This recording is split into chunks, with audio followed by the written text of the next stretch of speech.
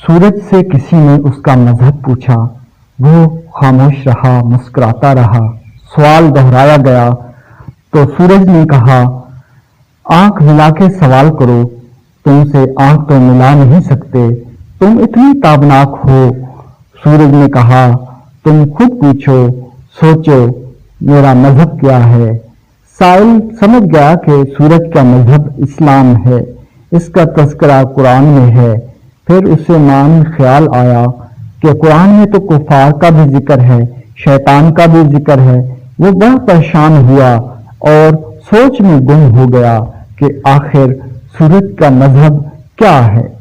وہ سوچ کے سمندر میں غوطہ زن تھا کہ اسے آواز آئی، نادان، سورج کا مذہب صرف روشنی ہے، نور ہے۔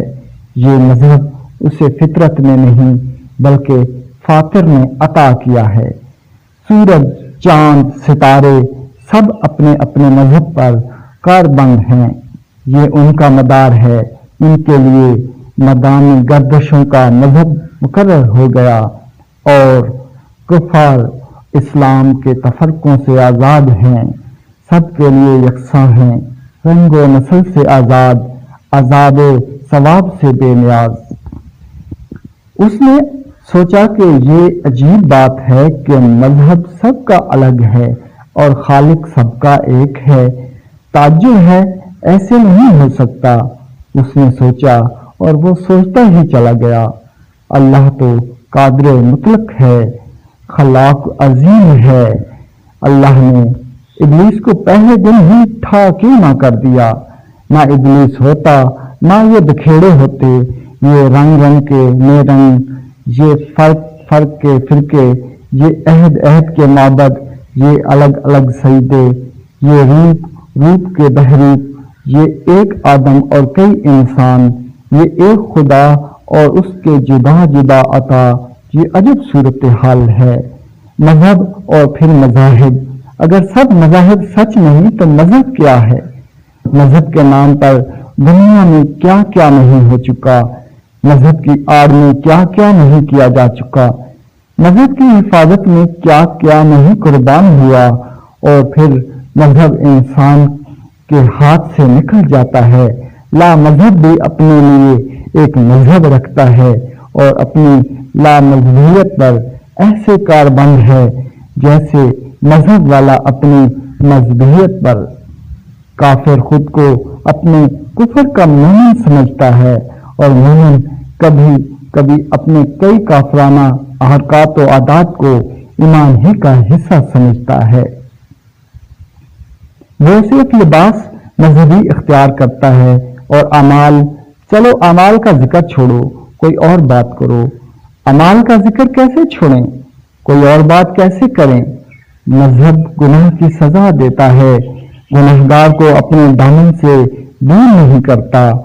یہی تو عجب بات ہے کہ مذہب بھی جاری رہے اور برائی بھی قائم رہے۔ برا انسان اچھا مذہب اختیار کر لینے کے باوجود برا، اور تعجب ہے کہ اچھا انسان مذہب اختیار نہ کرنے کی وجہ سے پھر برا ہے۔ یہی مذہب کی آمریت ہے کہ وہ ایک غیر معدل نظام تعزیر رکھتا ہے۔ جو مذہب کو نہ مانے اس کے لیے ایک جہنم، نار جہنم، عذاب، عبرت مقرر ہے، اور جو مذہب کو مانے اس کے لیے ایک ایسا راستہ ہے جس پر چلنا اس وقت تک ممکن نہیں جب تک اللہ مدد نہ فرمائے، اور اللہ کی مدد مقدر والوں کے حصے میں آتی ہے۔ آج کا انسان مذہب سے آزاد ہونا چاہتا ہے، کیوں؟ مذہب نے اس کا کیا بگاڑا ہے؟ مذہب کی موجودگی میں وہ اپنے گناہوں پر ندامت کرنے پر مجبور ہوتا ہے۔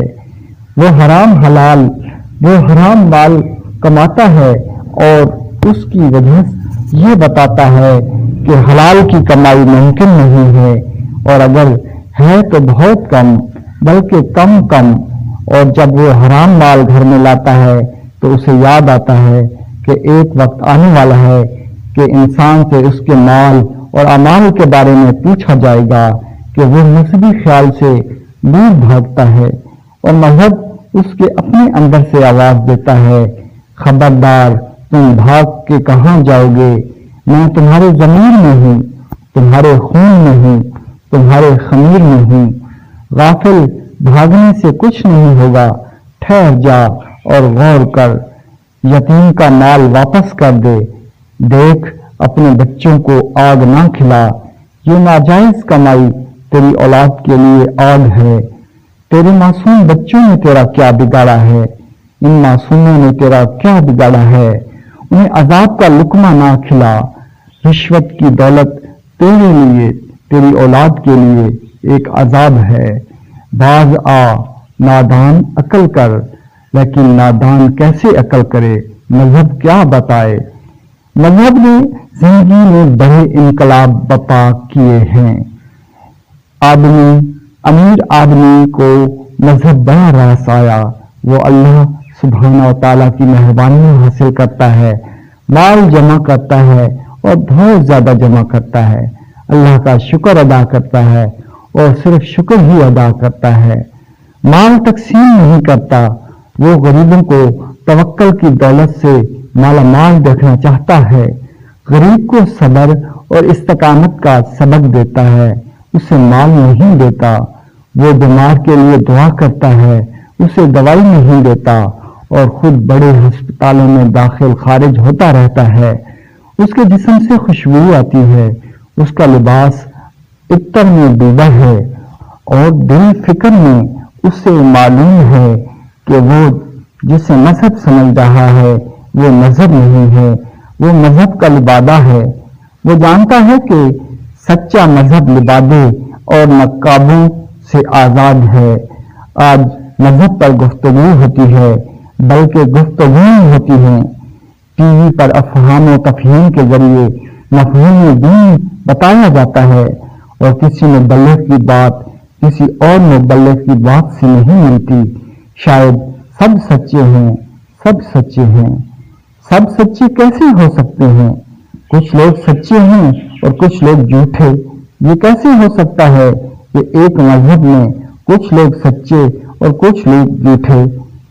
پھر کیا سارے جھوٹے ہیں؟ نعوذ باللہ، اللہ ہمیں ہمارے نفس کے شر سے بچائے۔ ہم کیوں جھوٹ بولیں؟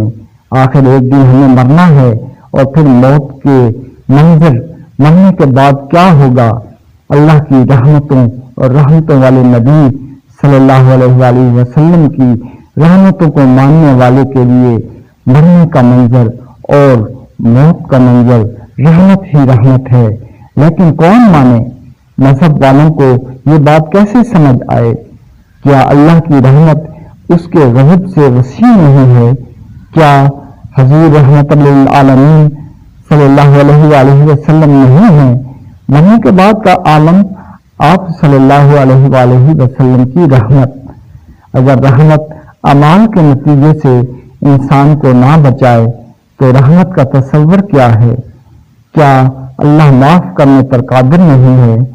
کیا مذہب والے اور مذہب سے انکار کرنے والے دوزخ میں کبھی اکٹھے ہوں گے؟ اگر ہوئے تو کافر مذہب والوں کا مذاق اڑائیں گے کہ تم ہمیں کس نجات کی دعوت دیتے تھے۔ خیر چلو، اس بات پر کیا بحث، جو ہوگا ہو جائے گا، جو کچھ کر رہے ہو کرتے جاؤ، بس مذہب کے نام پر ہونا چاہیے۔ ہم ایک یا کسی ایک مذہب کی بات نہیں کر رہے، ہم تو عام طور پر مذہب کی بات کرتے ہیں۔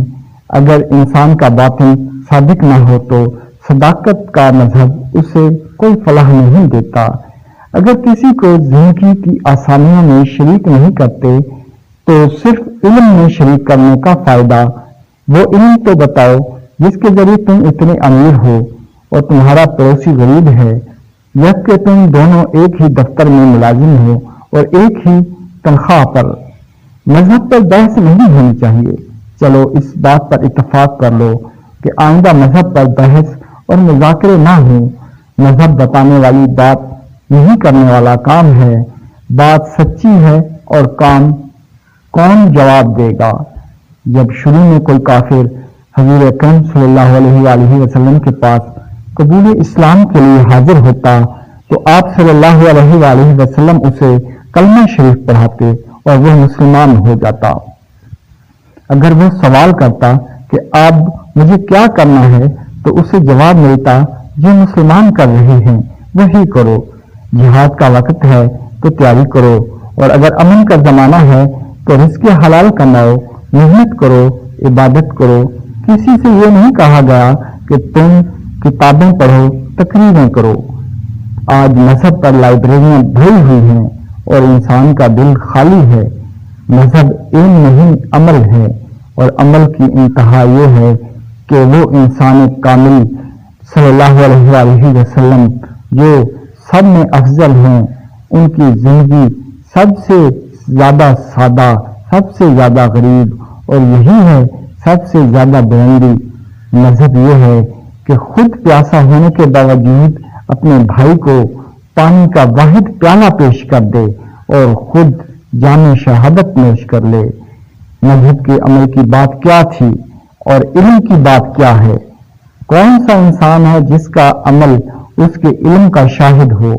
اگر علم اور عمل میں فرق ہو تو مذہب لا مذہب۔ اس لیے بہتر ہے کہ عمل دکھاؤ، علم نہ سناؤ، اور یہی ہے مذہب کی اساس، سورج کی روشنی اس کا مذہب۔ ناظرین کرام، ہمارے چینل کو سبسکرائب کیجیے۔ اللہ نگہبان۔